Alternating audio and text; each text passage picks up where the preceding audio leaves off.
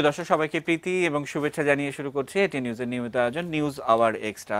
আপনারা প্রতি রাতে আমাদের এই আয়োজন দেখে থাকেন, বরাবরের মতো কৃতজ্ঞতা জানিয়ে আমাদের আজকের আয়োজন শুরু করতে চাই। এবং আপনারা নিশ্চয়ই জানেন যে প্রধানমন্ত্রীর ভারত সফর নিয়ে আগামীকাল বিকেল 4টায় তিনি সংবাদ সম্মেলন করবেন এবং সেখানে নানা বিষয় আলোচিত হবে। কিন্তু তার আগে একটি বিষয়, যে বিশেষ করে গেল শুক্রবার দুই নেতার মধ্যে বৈঠক হওয়ার পর আমরা আসলে বাংলাদেশ এবং ভারতের গণমাধ্যমে কোথাও কিন্তু কি আলোচনা হলো এ ধরনের কোনো খবরই কিন্তু প্রকাশিত হয়নি। এবং নিশ্চয়ই আপনারা যারা খোঁজ খবর জানেন যে বেইজিংয়ের পক্ষ থেকে তারা কিন্তু এই শীর্ষ বৈঠকে কি আলোচনা হয়েছে সেটি নিয়ে নানান ধরনের খোঁজ খবর রাখছিলেন। এবং আজকে কিন্তু বেইজিং পোস্ট তাদের একটি পোস্ট এডিটোরিয়ালে এই বিষয়ে একটি মন্তব্য করেছে। সেই মন্তব্যটি কি আমরা হয়তো একটু জানাবো। এবং অন্যদিকে নরেন্দ্র মোদীর সেই বক্তব্য, অর্থাৎ দুই নেতার বক্তব্য অনেকটাই মিল। আমি যদি একটু আপনাদেরকে পড়ে শোনাতে চাই, যে বা একটু বাংলা অনুবাদ করে নরেন্দ্র মোদী যে কথা বলছিলেন, তিনি বলছিলেন তার ভাষণের একটি জায়গায় যে 2041 সাল পর্যন্ত বাংলাদেশ যে লক্ষ্যমাত্রা স্থির করেছে তাতে সার্বিকভাবে সহযোগিতা করবে ভারত, এরকম একটি বক্তব্য আমরা ভিডিও ফুটেজে সেটি দেখব। অন্যদিকে বেইজিং পোস্ট আজকে তাদের যে পোস্ট এডিটোরিয়াল, সেখানে ঠিক একই ধরনের বক্তব্য মানে একটু মিলিয়ে রাখা বা একই ধরনের বক্তব্য কিনা সেগুলো দর্শক আপনাদের কাছেই ভালো রইল। যে লক্ষ্য অর্জনে বাংলাদেশে মেধাভিত্তিক, আবারও বলছি মেধাভিত্তিক, প্রতিশ্রুতিশীল, ইতিবাচক রাজনৈতিক ধারার পাশে থাকবে বেইজিং। আমরা এই বিষয় নিয়ে বৈষয়িক যে ব্যাপারটি আছে, বাংলাদেশের গুরুত্ব এখন সব জায়গায়, সেটি নিয়ে আজকে নিউজ আওয়ার এক্সট্রা সাজিয়েছি। আমরা শিরোনাম রেখেছি বন্ধু বন্ধুই। আমাদের আজকের অনুষ্ঠানে আমরা আমন্ত্রণ জানিয়েছি প্রধানমন্ত্রী রাজনৈতিক উপদেষ্টা ইস্তিমাম স্যার, তিনি হয়তো আর কিছুক্ষণের মধ্যে আসবেন আমাদের এখানে। আমরা আমন্ত্রণ জানিয়েছি রাষ্ট্রবিজ্ঞানী ডক্টর হারুন রশিদ স্যারকে। স্যার, আপনাকে স্বাগত জানাচ্ছি আমাদের আজকের অনুষ্ঠানে। আমরা স্বাগত জানিয়েছি আব্দুল মাতলুব আহমেদ, সাবেক সভাপতি এফবিসিসিআই এর। স্যার, অনেক দিন পর কিন্তু আমি আপনাকে আজকের অনুষ্ঠানে পেলাম। আমরা আমন্ত্রণ জানিয়েছি রাজনৈতিক বিশ্লেষক ডাক্তার জাফরুল্লাহ চৌধুরী। স্যার, স্বাগত জানাচ্ছি আমাদের আজকের অনুষ্ঠানে। এবং রাজনৈতিক বিশ্লেষক সুভাষ সিংহ রায়কে অনেকদিন পর আমি আজকে পেয়েছি। সুভাষ দা, স্বাগত জানাচ্ছি আপনাকে আজকের অনুষ্ঠানে। আমি বিশেষ করে ডক্টর হারুন রশিদ আপনাকে দিয়ে শুরু করতে চাই। ধন্যবাদ প্রণব। মাননীয় প্রধানমন্ত্রীর 2 দিনের ভারত তথা পশ্চিমবাংলা সফর 25 এবং 26 মে, এক কথায় যদি বলি যে এটা অত্যন্ত সফল একটি সফর হয়েছে। তার এবারকার সফরের প্রধান 2টি বিষয় ছিল এই যে প্রথমে শান্তিনিকেতনের যে বিশ্বভারতী বিশ্ববিদ্যালয়, সেখানে বাংলাদেশের অর্থায়নে যে বাংলাদেশ ভবন নামে একটি ভবন নির্মিত হয়েছে, সেই ভবনের উদ্বোধন। এবং আসানসোলে কাজী নজরুল ইউনিভার্সিটি, সেই বিশ্ববিদ্যালয় আমাদের মাননীয় প্রধানমন্ত্রীকে সম্মানসূচক ডিলিট অর্থাৎ অনারিস কোজা এই ডিগ্রি তারা প্রদান করেছে। তো এই দুটো বিষয়কে সামনে রেখেই এবারকার ভারত তথা পশ্চিমবাংলার সফরটা ছিল। এবং আমি আরও অনেকের সঙ্গে এবার মাননীয় প্রধানমন্ত্রীর যে আন্টুরেস, তার একজন সদস্য হিসাবে এই দুটো অনুষ্ঠানেই উপস্থিত ছিলাম এবং উপস্থিত থেকে প্রত্যক্ষ করার সুযোগ আমার হয়েছে। এবং এছাড়াও আরেকটি যেটা ছিল যে শান্তিনিকেতনের সেই বিশ্বভারতী ইউনিভার্সিটির তাদের যে কনভোকেশন, সেই কনভোকেশনেও মাননীয় প্রধানমন্ত্রী যে গেস্ট অব অনার হিসেবে সেখানে উপস্থিত ছিলেন। তো এই সকল অনুষ্ঠান এবং যে আয়োজন, সেটা আমি যদি এক কথায় বলি যে অত্যন্ত একটা সৌহার্দ্যপূর্ণ, বন্ধুত্বপূর্ণ পরিবেশে এবং অত্যন্ত সফলভাবে সেটা সম্পন্ন হয়েছে। একটা বিষয় এখানে লক্ষণীয়, সেটা হলো এই যে ভারতের প্রধানমন্ত্রী নরেন্দ্র মোদী এবং পশ্চিমবাংলার মুখ্যমন্ত্রী মমতা ব্যানার্জি নর্মালি একটা অনুষ্ঠানে তাদের দেশের যদি হয় উপস্থিত হবেন কিনা একসাথে, এটা নিয়ে কিন্তু সন্দেহ আছে। কিন্তু বাংলাদেশের মাননীয় প্রধানমন্ত্রীর সফরকে কেন্দ্র করে তারা দুইজনে কিন্তু একই সঙ্গে মাননীয় প্রধানমন্ত্রীর সঙ্গে একই ডালসে ছিলেন এবং তারা বক্তৃতা করেছেন। আমার মনে হয় যে এটা এই সকল স্যার আমরা কি একদম সরাসরি নরেন্দ্র মোদী যে বক্তব্যের কথা আমি বলছিলাম যে 2041 সাল পর্যন্ত যে লক্ষ্য স্থির করেছে তাতে সহযোগিতা করবে ভারত, এই একেবারে সরাসরি মন্তব্য যদি আপনি করেন কি বলবেন? না, সেখানে আপনি আজকে অনুষ্ঠানের শিরোনাম করেছেন বন্ধু বন্ধুই। তো ভারত কিন্তু বাংলাদেশের টেস্টেড ফ্রেন্ড, যেটা বলি a friend in need is a friend in need, অর্থাৎ বিপদের বন্ধুই কিন্তু আসল বন্ধু। তো ভারতের সাথে আমাদের বহুদিক থেকে কিন্তু যে অভিন্ন অনেক কিছু রয়েছে যেগুলো আমরা শেয়ার করি।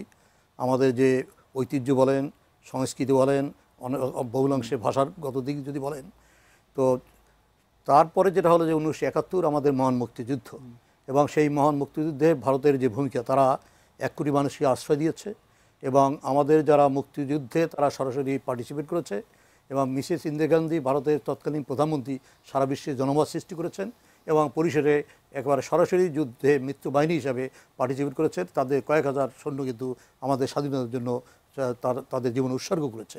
এই যে রক্তের আখরে যে একটি বন্ধন, একটি বন্ধুত্ব, যে কারণে দেখবেন যে অন্য একটি রাষ্ট্রে যখন মাননীয় প্রধানমন্ত্রী ভিজিটে যান বা অন্য রাষ্ট্র বা সরকার প্রধানরা যখন আসেন, তখন যে একটা এনভায়রনমেন্ট সৃষ্টি হয়। আর এবারকার ভিজিটে কিন্তু ভিন্নতা হয়েছে। এই ভিন্নতা কেন হলো এটা কিন্তু আমাদের বোঝা দরকার। এইটাকেই যদি বলি একটা স্পিরিচুয়াল সম্পর্ক, একটি আত্মিক সম্পর্ক। এখন বাংলাদেশ আয়তনে ছোট হতে পারে, কিন্তু 16 কোটি মানুষের দেশ এবং তার যে জিওগ্রাফিক্যাল লোকেশন যেখানে, সেটা থেকে এক কথায় বলতে পারি একটা স্ট্র্যাটেজিক পজিশনে কিন্তু আছে। একদিকে আমাদের চায়না একটা বৃহৎ শক্তি, অন্যদিকে ভারতবর্ষ, এবং বাংলাদেশ কিন্তু যে কারণে সকলের কাছেই একটি অ্যাটেনশন বা দৃষ্টি, গুরুত্বপূর্ণ দৃষ্টি রাখে। এবং সেখানে ভারত বাংলাদেশের সাথে যদি এটা হলো যে উইন উইন সিচুয়েশন, অর্থাৎ ভারতের সাথে বন্ধুত্বপূর্ণ সম্পর্কের মধ্যে দিয়ে ভারতও যেমন এটা ভারতের স্বার্থের পক্ষে যায়, আবার বাংলাদেশেও কিন্তু ভারতের সঙ্গে সুসম্পর্ক এবং বন্ধুত্ব সম্পর্কের মধ্যে দিয়ে বাংলাদেশেও উন্নয়ন বলেন অন্য অন্য ক্ষেত্রে এটা বাংলাদেশের জন্য সহায়ক হয়। কাজেই আজকে ভারত এবং পাকিস্তানের সাথে যে সম্পর্ক, এবং সেই একটা বৈরী সম্পর্ক শুরু থেকেই তার পরিণতি আমরা দেখতে পাচ্ছি। আর বাংলাদেশ এবং ভারতের সাথে যে সম্পর্ক, বন্ধুত্বপূর্ণ সম্পর্ক, সুপ্রতিবেশী সুলভ সম্পর্ক, তার ফলে আমরা কি পেলাম? মেরিটাইম বাউন্ডারি নিয়ে আমাদের যে সমস্যা ছিল। স্যার আমি আসবো আবারও আপনার কাছে, আমি একটু মাতু ভাইয়ের কাছে যেতে চাই। যেমনটা বলছিলাম যে মাতু ভাই আপনাকে কিন্তু আমি মানে অনেক দিন পরে কিন্তু আমাদের আজকের এই অনুষ্ঠানে পেলাম। ঠিক যে প্রশ্নটির উত্তর আমি স্যারের কাছ থেকে শুনতে চাইছিলাম যে 2041 পর্যন্ত যে লক্ষ্য স্থির করেছে বাংলাদেশ, তাতে সহযোগিতা করবে ভারত। অন্যদিকে বেইজিং পোস্টের আজকের সেই লেখা যে লক্ষ্য অর্জনে বাংলাদেশের মেধাভিত্তিক, প্রতিশ্রুতিশীল, ইতিবাচক রাজনৈতিক ধারার পাশে থাকবে বেইজিং। আসলে এর মধ্যে কোনো মিল খুঁজে পান কিনা, বা আসলে বাংলাদেশের মানুষের জন্যই একটু ব্যাখ্যা করে বলবেন কিনা মাকতুব আহমেদ? অনেক ধন্যবাদ। অনেকদিন পর আসলাম, কিন্তু ভালোই লাগছে, কারণ এখানে আসলে অনেক কিছু শেখা যায়, জানা যায়, বলা যায়। আর স্পেশালি প্রণব সাহেব সাথে থামলে অনেক কিছুই নতুন নতুন বুদ্ধি পাওয়া যায়। আজকে যেটা আলাপ আলোচনা হচ্ছে সেটা হলো যে মোদি সাহেব আমাদের মাননীয় প্রধানমন্ত্রী জননেত্রী শেখ হাসিনাকে সামনে রেখেই বললেন ওনার বক্তৃতার মধ্যে যে 2041 সাল পর্যন্ত ওনার যে পরিকল্পনা, এটার সাথে ভারত আছেন। আপনি শুরুতেই বললেন যে ওনারা কি আলাপ করেছিলেন ঘরের ভিতরে, এটা হয়তো আমরা কেউ জানি না, কিন্তু আপনাকে একটু অ্যানালাইসিস করতে হবে যে নেতারা কি বলছেন, সেইখান থেকে অ্যানালাইসিস করে নিতে হবে যে এটা আসলে কি বলেছেন। এখানে আপনি দেখবেন যে মোদী সরকারের স্পিচের মাধ্যমে উনি বলার চেষ্টা করেছেন যে বাংলাদেশ এবং প্রধানমন্ত্রী, আমাদের এই প্রধানমন্ত্রী এগিয়ে যাবেন, চলন্ত বান থাকবেন, দেশকে এগিয়ে নিয়ে যাবেন, এইটার সাথে মোদি রয়েছে। এর চেয়ে বড় স্পষ্ট কিন্তু আর মেসেজ মোদি সাহেব দিতে পারেন না। এখন চাইনিজ যে ওপিনিয়নটা আছে, এটা যদি আপনি খেয়াল করে দেখেন, এখানে দেখবেন তারা কিন্তু বলছে যে নেতা, তাদের একটা প্রতিশ্রুতি আছে, যেটা তাদের একটা লং টার্ম ভিশন আছে, যেটা দেশের জনগণের পক্ষে, সেইখানে কিন্তু বেইজিংও রয়েছে। তার মানে তারাও কিন্তু মাননীয় প্রধানমন্ত্রী জননেত্রী শেখ হাসিনা এই যে পলিটিক্যাল যে একটা জার্নি, এই জার্নিকে ওনারাও কিন্তু সাপোর্ট করার জন্য এগিয়ে আসছে। আমাদের আজকে পলিটিক্সটা খুব সুন্দরভাবে আমাদের এগিয়ে চলছে। দুটো বৃহৎ দেশকে কিন্তু আমরা প্যারালালি এগিয়ে যাচ্ছি। কিছুক্ষণ আগে আপনি সাবমেরিনের কথা বললেন, এটার কথা বললেন। কিন্তু এইগুলো কিন্তু খুব মাইনার জিনিস, এবং একটা ছোট দেশ হিসেবে আমরা বিভিন্ন দেশের কাছ থেকে কিছু কিছু জিনিস কিনতে পারি। রাশিয়ার থেকে আমরা আমাদের পারমাণবিক চুল্লি পর্যন্ত কিনেছি, এবং সেখানে তো ভারতই সাপোর্ট করছে। সেখানে কিন্তু আমরা ওই বৃহৎ দেশ আমেরিকা, ফ্রান্স ওদের কাছে যাইনি। আবার দেখেন বঙ্গবন্ধু স্যাটেলাইট কিন্তু আমরা প্যারিস থেকে নিয়েছি। আমাদের প্রধানমন্ত্রী জননেত্রী শেখ হাসিনা উনি কিন্তু ডিস্ট্রিবিউট করছেন যে এই ব্যবসাগুলো, এবং এই ব্যবসার মাধ্যমেই রিলেশনশিপগুলোকেও সুন্দর মধুর রাখছেন, এবং উনি বলেই দিচ্ছেন যে মাতুব ভাই, একটা ছোট্ট friends of প্রশ্ন all। আপনার এই বক্তব্যের মধ্যে, যে এই যে মাননীয় প্রধানমন্ত্রীর ব্যালেন্সের কথা বলছেন, যে প্যারিস থেকে এটা নিচ্ছেন, ওটা নিচ্ছেন, চীন থেকে সাবমেরিন নিচ্ছেন, এটাকে আমরা মেধাভিত্তিক রাজনীতি বলবো কিনা? অফকোর্স আপনারা দেখেন মেধাভিত্তিক রাজনীতিটা হচ্ছে এই ভিশন যার থাকতে হবে। দেখেন আমরা এলডিসি কান্ট্রি ছিলাম, মোদি সাহেবও বললেন, প্রধানমন্ত্রী তো ওনার বক্তব্য অনেকবারই বলেছেন যে আমরা এখন লোয়ার মিডল ইনকাম গ্রুপ হয়েছি। ভিশন 2021 2009-এ দেওয়া হয়েছে।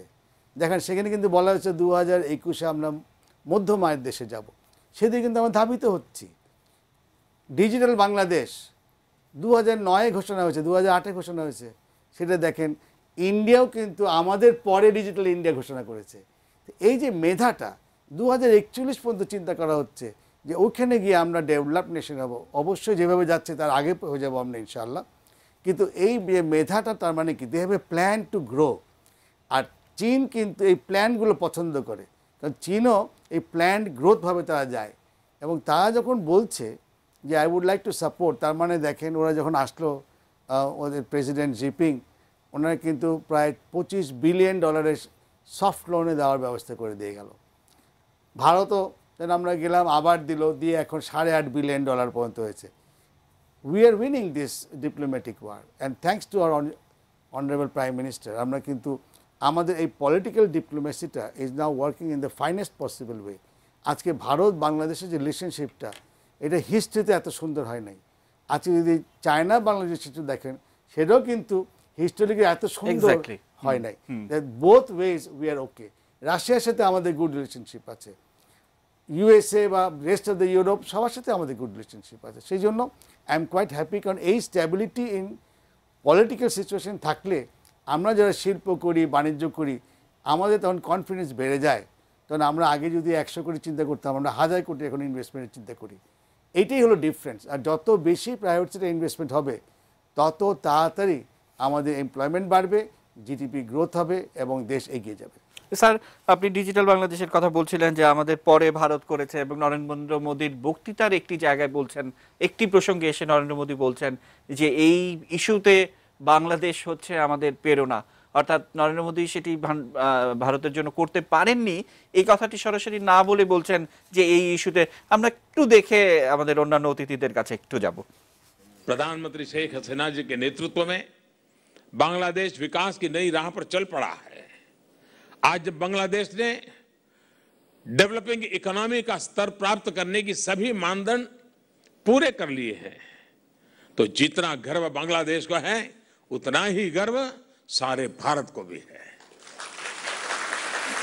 बांग्लादेश ने अपने सोशल सेक्टर में जिस तरह की प्रगति की है, गरीबों का जीवन आसान बनाने का जो काम किया है, मैं मानता हूं वो हम भारत के लोगों के लिए भी प्रेरणा दे सकता है। ऐसा अद्भुत काम किया है। মানে স্যার প্রেরণা দিচ্ছে, ভারত করতে পারেনি কিন্তু প্রেরণা হিসাবে আছে। আমরা একটু জাফরুল্লাহ স্যার আছেন, তার কাছে যাব, কিন্তু আমার একটা ছোট্ট বিরতি নিতে হচ্ছে। বিরতি থেকে ফিরে স্যারের সঙ্গে কথা বলবো। নিচ্ছি ছোট্ট বিরতি, এটি নিউজের সঙ্গেই থাকুন।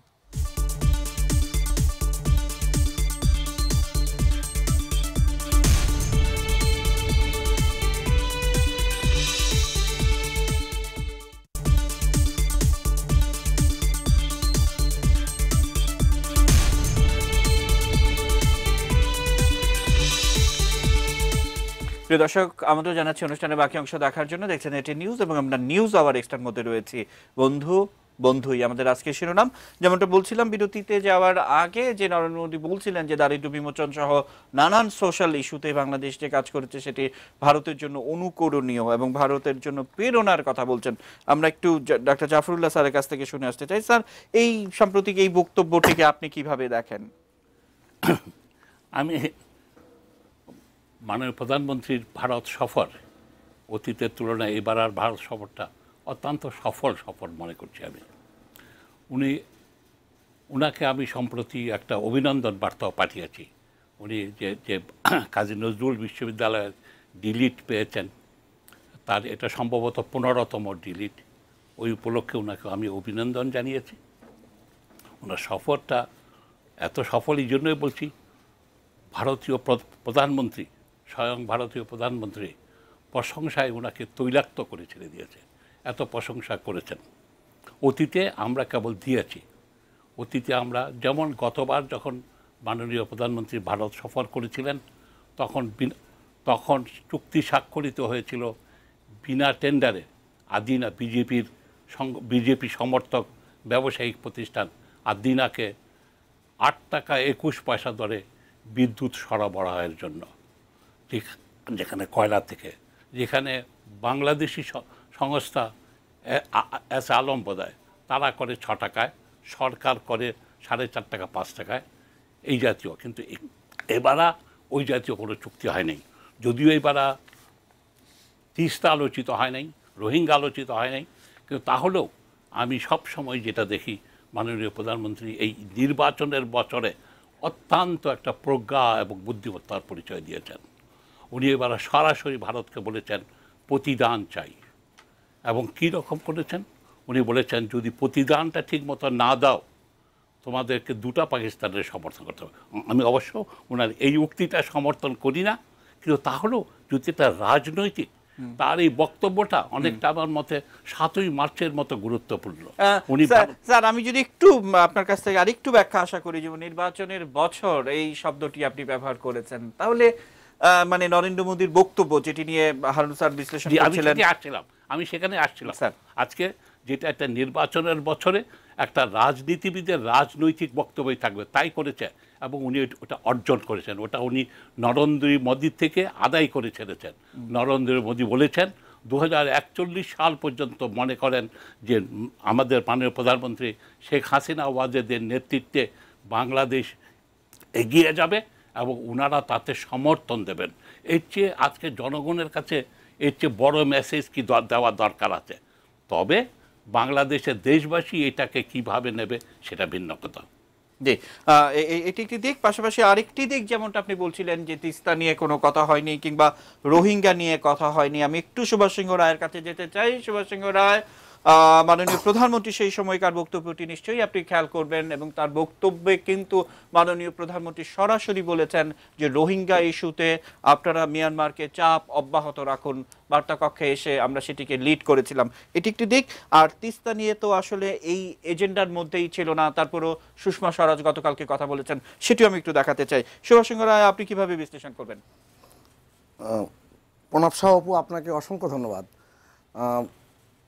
এই যে আলোচনাটি খুবই গুরুত্বপূর্ণ, এবং আমি যে প্রসঙ্গগুলো উপস্থাপন করছেন সেটাও মানে বুঝবার মতন এবং অনেককে বোঝাবারও মতন। আপনার মনে পড়বে, অনেকে দেখেছেন বোধহয়, 25শে মে যেদিন বাংলাদেশ ভবন উদ্বোধন হচ্ছেন, সেই 25শে মেতে আনন্দবাজার পত্রিকায় মাননীয় প্রধানমন্ত্রীর একটি লেখা বেরিয়েছে, অসাধারণ একটি লেখা, ওরে মন হবেই হবে। বিশ্বকবি রবীন্দ্রনাথ ঠাকুরের তার সেই কবিতা থেকে উৎকলন করে তিনি যে লাইনটি লিখেছেন, যে তিনি বলেছেন নিশিদিন ভরসা রাখিস, ওরে মন হবেই হবে, যদি পণ করে থাকিস সে পণ তোমার রবেই রবে, ওরে মন হবেই হবে। এবং ওই ওরে মন হবেই হবে ওই লেখার মধ্যে তিনি সম্পূর্ণ বাংলাদেশ ভারতের যে সৌহার্দ্যপূর্ণ সম্পর্ক, সেই সম্পর্কের সমস্ত কিছু তিনি তুলে ধরেছেন। এবং মতলুব আহমেদ কিন্তু একটি কথা উৎকলন করেছেন যে পলিটিক্যাল জার্নি, আমি যদি ওটাকেই জোর দিয়ে বলি, আপনার সৃজনশীল কূটনীতি যে কত প্রকার হতে পারে আজকের প্রধানমন্ত্রী শেখ হাসিনা তা দেখিয়েছেন।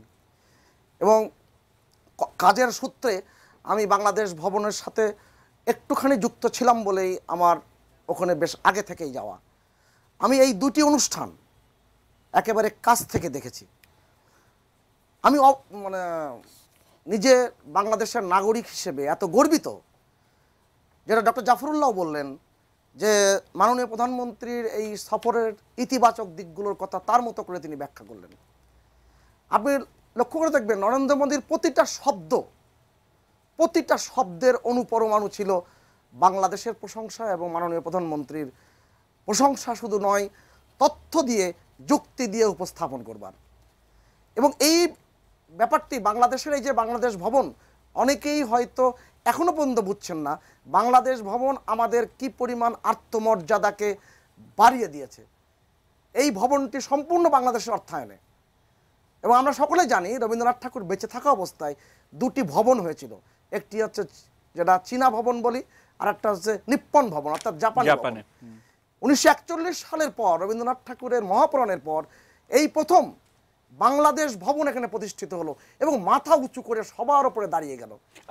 সুভাষ চন্দ্র রায়, যদি একটু মনে করিয়ে দিই যে সেখানে তো বঙ্গবন্ধু ভবনও হওয়ার আনুষ্ঠানিক ঘোষণা এসছে এবং সেখানে বঙ্গবন্ধু পশ্চিমবঙ্গের মুখ্যমন্ত্রী মমতা ব্যানার্জির তার যে উচ্ছ্বাস এবং তার যে বক্তব্য আপনি দেখেছেন যে যখন এই ভবনটির ভিত্তিপ্রস্তর উন্মোচন করার জন্য দাঁড়িয়ে গেলেন তিনজন, তখন দেখবেন যে মমতা ব্যানার্জি একেবারে দৌড় দিয়ে ছুট দিয়ে বাংলাদেশের প্রধানমন্ত্রীর কাছে এসে দাঁড়ালেন এবং সে চমৎকার একটা হাসি দিয়েছিল। এটা বাংলাদেশের টেলিভিশনগুলো যারা সরাসরি দেখেছেন তারা খুব স্পষ্ট করে দেখেছেন।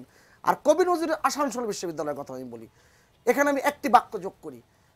মাননীয় প্রধানমন্ত্রী বলেছেন আমার বিশ্বের বিভিন্ন বিশ্ববিদ্যালয় থেকে আমার ডিগ্রি দেওয়া হয়েছে, কিন্তু আমার আজকের এই যে সম্মান, এই সম্মানে আমি অভিভূত এবং আমি এত আনন্দিত যে আমি এই কবি নজরুলের নামে যে বিশ্ববিদ্যালয়, সেই বিশ্ববিদ্যালয় আমাকে যে সম্মান দিয়েছে সেটা তিনি এর প্রতিদানের ভাষা তিনি খুঁজে পাচ্ছেন না, আর এই সম্মানটি তিনি, এই মর্যাদা তিনি বাংলাদেশের জনগণের উদ্দেশ্যে দিয়েছেন। আপনি দেখেন মর্যাদার জায়গায় যে অবস্থানটির কথা আমি বলছিলাম, আমার ওই অনুষ্ঠানে যখন বসে আছি সামনে, আমার হঠাৎ করে মনে হলো 47 বছরে বাংলাদেশে এত সরকার গিয়েছে, কেউ কি কখনো ভাবেনি যে এই বিশ্বভারতীর জায়গায় রবীন্দ্রনাথ ঠাকুর যে বাংলা ভাষার জন্য তিনি এত সম্মান বিশ্ব থেকে পেয়েছেন, আবার বাংলা ভাষাকে তিনি এত মর্যাদার আসনে বসিয়েছেন, সেই রবীন্দ্রনাথ ঠাকুরের বিশ্বভারতী কিংবা শান্তিনিকেতনে বাংলাদেশ ভবন এতদিন হয়নি, এটাই আমার কাছে অবাক লেগেছে। জি, আসতে চাই আপনার কাছে। আপনার কথা সূত্র ধরে আপনি বলছিলেন প্রধানমন্ত্রীর সেই লেখাটি যে ওরে মন হবেই হবে, কবিগুরু রবীন্দ্রনাথের অসাধারণ একটি গানের সূত্র ধরে প্রধানমন্ত্রী সেই লেখাটি, এবং বাংলাদেশের পত্রপত্রিকায় সেই লেখাটি কেন ছাপা হলো না, এটি আমার কাছে একটা বিস্ময়। কারণ এই ধরনের লেখা আমি এই লেখার সূত্র ধরে হারুন স্যারের কাছে যেতে চাই। স্যার, নিশ্চয়ই আপনি সেই লেখাটি পড়েছেন কিংবা রবীন্দ্রনাথের সেই গানটির কথা পড়েছেন। গানটির একটি জায়গায় রবীন্দ্রনাথ বলছেন, সেটিকে মাননীয় প্রধানমন্ত্রী উদ্ধৃতি দিচ্ছেন, বলছেন ঘন্টা যখন উঠবে বেঁচে দেখবি সবাই আসবে সেজে, একসাথে সকল রাত্রি একই রাস্তা লবেই লবে। মানে আমার কাছে অসাধারণ মনে হয় যে আসলে একটা টাইম, যে সময়টি আসবে তখন সকল মানুষের গন্তব্য হবে একই রাস্তা, যেমনটা হয়েছিল আমাদের মহান মুক্তিযুদ্ধে 32 নম্বর সেই বাড়ি এবং বঙ্গবন্ধুর সেই জায়গাটি। আমাদের কি সেই সময় আসন্ন, হারুনুর রশিদ? ধন্যবাদ আপনাকে। মাননীয় প্রধানমন্ত্রীর যে ভারত সফর এবং সেই সফরকে কেন্দ্র করে এতক্ষণ আমরা যে আলোচনা করলাম, সেখানে কিন্তু বিভিন্ন দিক উঠে এসেছে। সবচেয়ে যেটা গুরুত্বপূর্ণ সেটা হলো এই যে আমাদের মাননীয় প্রধানমন্ত্রীর যে আত্মবিশ্বাস এবং তার যে লেখাটার কথা বললেন, সুভাষ চন্দ্র রায় বলল, আপনি বললেন, তো সেই লেখার মধ্যে আমরা কি দেখি? এই যে হবেই হবে, অর্থাৎ এটা হলো তার কিন্তু একটা আত্মবিশ্বাস। প্রসঙ্গক্রমে যদি আমি উল্লেখ করি যে বঙ্গবন্ধু স্যাটেলাইট 1 যখন উৎক্ষেপণ করতে গিয়ে প্রথম দিন কিছু ত্রুটির কারণে কয়েক ঘন্টা বিলম্ব হলো, তখন কিন্তু আমাদের দেশে একটি মহল নানা ধরনের গুঞ্জন এবং নানা ধরনের মন্তব্য, বক্তব্য এগুলো শুরু করে দিয়েছিল, আপনারা সকলেই জানেন। অর্থাৎ এটা আদৌ উৎক্ষেপণ হবে কি না ইত্যাদি ইত্যাদি। কিন্তু তখনও মাননীয় প্রধানমন্ত্রী একটা অনুষ্ঠানে স্পষ্টভাবে বলেছেন যে এটা এমন কিছু না, এটা হতেই পারে, তবে এটা সফলভাবে উৎক্ষেপণ হবেই। 24 ঘন্টা আগে কিন্তু তিনি এটা বলেছেন। এই যে বলার জায়গাটা হলো আত্মবিশ্বাস, এবং এটাকে আমি বলি সততার শক্তি। কাজেই আজকে ভারত এবং বাংলাদেশ দুটো প্রতিবেশী রাষ্ট্র, এবং আমাদের আউটস্ট্যান্ডিং কিছু সমস্যা এখনও আনরিজলভ আছে। একথা ঠিক নয় যে মাননীয় প্রধানমন্ত্রী তার সফরকালে রোহিঙ্গা ইস্যু তোলেন নাই। আমি দিব্যি স্মরণ করতে পারছি যে বাংলাদেশ ভবন যখন উদ্বোধন হলো, তখন মাননীয় প্রধানমন্ত্রী তার বক্তৃতায় নরেন্দ্র মোদী আসেন, মমতা ব্যানার্জি আছেন। স্পষ্টভাবে তিনি বলেছেন যে 10 লক্ষাধিক বিপন্ন রোহিঙ্গাদের তিনি আশ্রয় দিয়েছেন মানবতার দিক বিবেচনা করে। তবে এটা হলো অস্থায়ী, এবং তারা যাতে নিরাপত্তার সাথে দেশে প্রত্যাবর্তন করতে পারে সেক্ষেত্রে বিশ্ব সম্প্রদায়ের সহযোগিতা কাম্য। তিনি একথাও বলেছেন যে বাংলাদেশ এবং ভারতের মধ্যে আউটস্ট্যান্ডিং আরও কিছু সমস্যা রয়েছে, সেই সমস্যাগুলো আমি পাবলিকলি এখানে তুলে আমাদের আজকের যে অনুষ্ঠান সেখানে আমি আর একটা মাত্রা যুক্ত করতে চাই না। অর্থাৎ কার্যত এর মধ্যে দিয়ে তিনি স্মরণ করে দিয়েছেন যে আমাদের এখনও কতগুলো ইস্যু আছে যেগুলো আনরিজলভড। আমি যদি এখানে আর একটা কথা বলি, এই যে আত্মবিশ্বাস, এবং এই আত্মবিশ্বাস হলো আসলে সততার বিশ্বাস, এবং আপনাদের ন্যায়ের পক্ষে, সত্যের পক্ষে। কাজেই সত্যের জয় তো হবেই, কাজেই এবং সেটা হয় বলেই মেরিটাইম বাউন্ডারির সমস্যার সমাধান হয়েছে, ছিটমহলের সমস্যা যেটা ছিল সেটার সমাধান হয়েছে, এবং আরও অনেক কিছু সমস্যার সমাধান হয়েছে। এখন যদি আমি আসি যে দেখুন, একটা উদাহরণ হিসেবে বলছি বোঝার জন্য, আজকে যদি পাকিস্তানের কোনো প্রধানমন্ত্রী ভারতে আসতেন, অথবা অন্য কোনো একটা রাষ্ট্রের প্রধানমন্ত্রী বিগত দিনে সফর করেছেন, তখন ভারতের প্রধানমন্ত্রী বা এমনকি মমতা ব্যানার্জি এদের যে বক্তব্য, সেই বক্তব্য এবং মাননীয় প্রধানমন্ত্রী আমাদের বঙ্গবন্ধু কন্যা শেখ হাসিনার এবার ভারত সফর, এবং সে সময় নরেন্দ্র মোদী এবং মমতা ব্যানার্জি যে বক্তব্য রেখেছেন, এই দুটো বক্তব্য যদি পাশাপাশি আপনি রাখেন, তাহলেই কিন্তু এর মধ্যে যে ডিফারেন্স, পার্থক্য, এটা কিন্তু বুঝতে পারবেন। এই যে পার্থক্যটা কেন, যে কথা আগে বলেছি, যে বাংলাদেশ এবং ভারতের যে সম্পর্ক, এটা হলো টেস্টেড, এবং এটা দুই দেশের জন্যই কিন্তু মানে এটা প্রয়োজন। এটা ভারতও উপলব্ধি করে, বাংলাদেশও উপলব্ধি করে। বিষয়টি এমন নয় যে ভারত একটা বৃহৎ রাষ্ট্র, আমরা একটা ক্ষুদ্র রাষ্ট্র, ভারত আমাদেরকে করুণা করছে, আমাদেরকে দয়া করছে, বিষয়টা কিন্তু তা না। বাংলাদেশেরও ভারতকে অনেক কিছু দেওয়ার আছে, এবং বাংলাদেশের আজকে যে উন্নয়ন, বিশেষ করে সোশ্যাল সিকিউরিটি এবং পভার্টি রিডাকশনের ক্ষেত্রে, যারা নরেন্দ্র মোদী তার বক্তৃতায় বলেছে এবং আপনি উল্লেখ করেছেন, এটা শুধু নরেন্দ্র মোদী বলবে কেন, অমর্ত্য সেনের উক্তির কথা আমরা জানি, এবং সারা বিশ্ববাসীর কাছেই তো আজকে এটা বহুল আলোচিত। কাজেই বাংলাদেশও যে আজকে পথ দেখায় এবং দেখাচ্ছে, সেক্ষেত্রে এই অঞ্চলের স্থিতিশীলতার জন্য, উন্নয়নের জন্য বাংলাদেশকেও যেন ভারতের প্রয়োজন, বাংলাদেশেরও আবার ভারতের প্রয়োজন। আমরা একটু মতু ভাইয়ের কাছে যেতে চাই। নরেন্দ্র মোদী এই বিষয়টাই কিন্তু তিনি বলেছেন, এবং এর মধ্যে দিয়ে যেটা হলো যে পজিটিভ রাজনীতি, যেটা বলেছেন মেধাভিত্তিক যে রাজনীতি, ক্রিয়েটিভ যে রাজনীতি, এবং উন্নয়নের যে রাজনীতি, এবং সর্বোপরি জননেত্রী শেখ হাসিনার যে লিডারশিপ, সেই লিডারশিপের আস্থা জ্ঞাপন করেছে ভারত।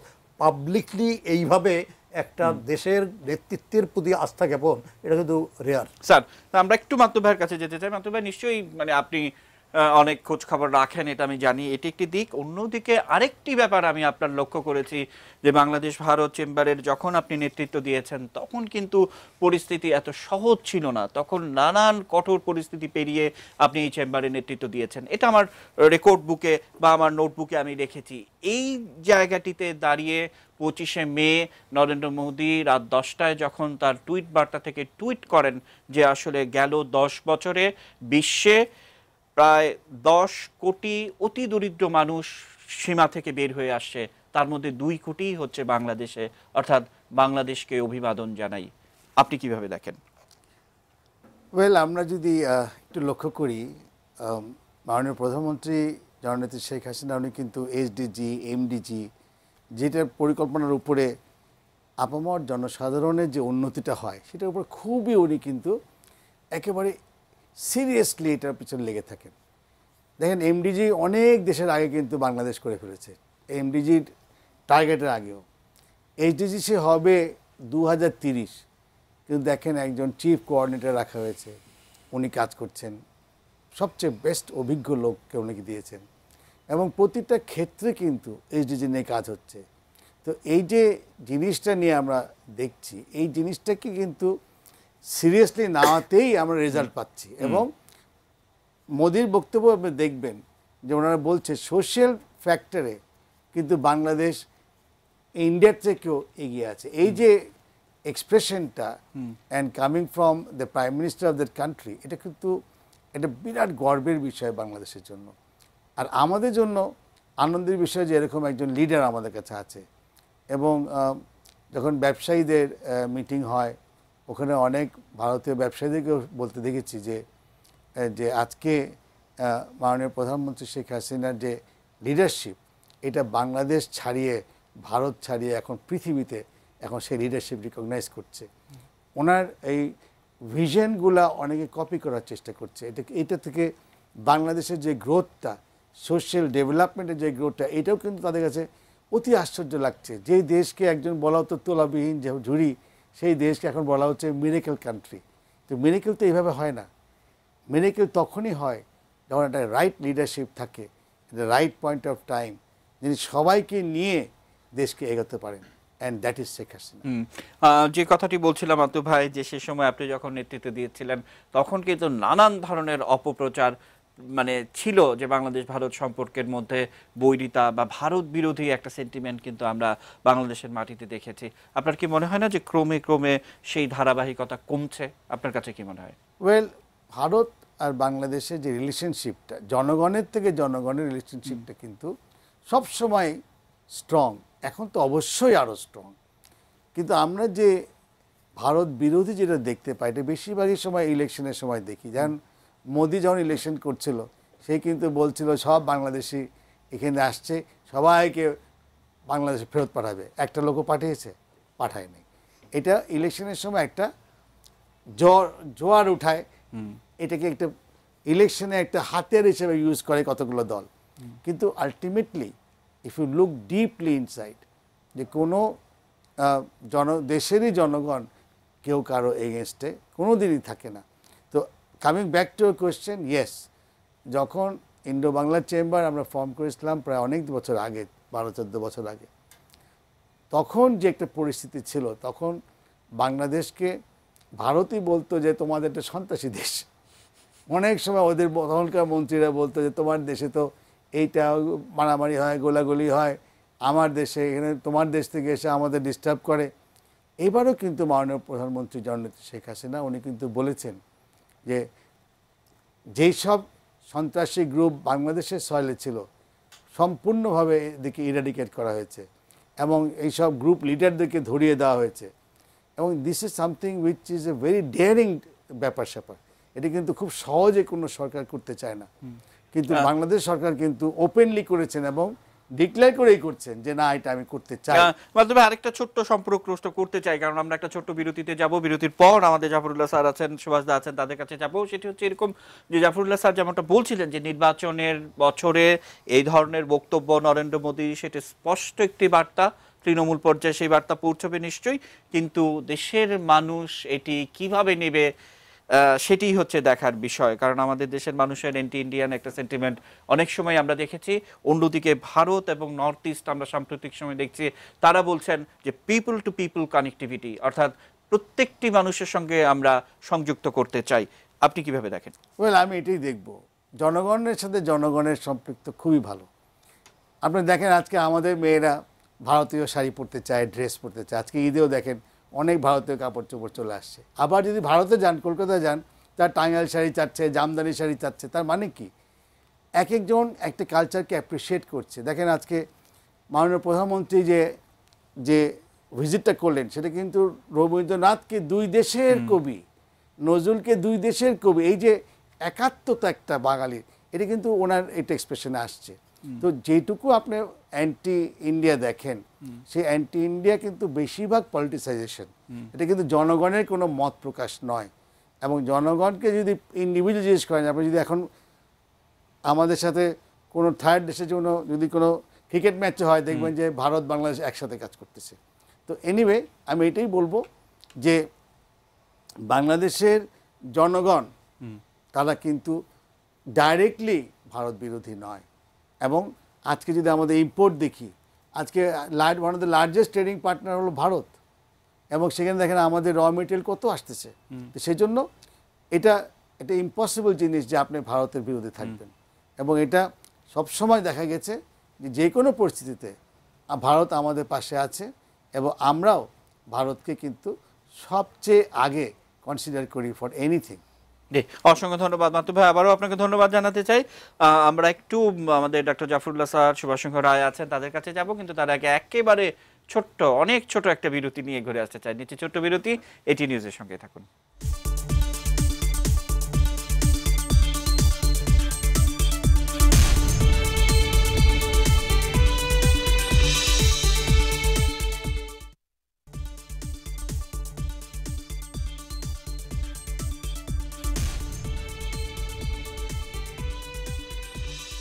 আমরা এই মুহূর্তে সুভাষ সিংহ রায়ের কাছে যেতে চাই। সুভাষ সিংহ রায়, যে বিষয়গুলো নিয়ে আমরা কথা বলছিলাম, বা ইন্ডিয়ান একটি দিক আছে, সেটি একটি দিক, আবার বিশেষ করে স্যার বলছিলেন, জাফরুল্লাহ স্যার বলছিলেন যে আসলে বাংলাদেশের মানুষ কিভাবে নেবে এই জায়গাটি, সেটিও কিন্তু একটি দেখার বিষয় আছে। আপনি কিভাবে দেখেন সুভাষ সিংহ রায়? আচ্ছা প্রণবদা, সময় গড়াতে গড়াতে আমরা এই যে জায়গায় এসে দাঁড়িয়েছি, আমাদের কিন্তু অভূতপূর্ব একটা পরিবর্তন হয়েছে।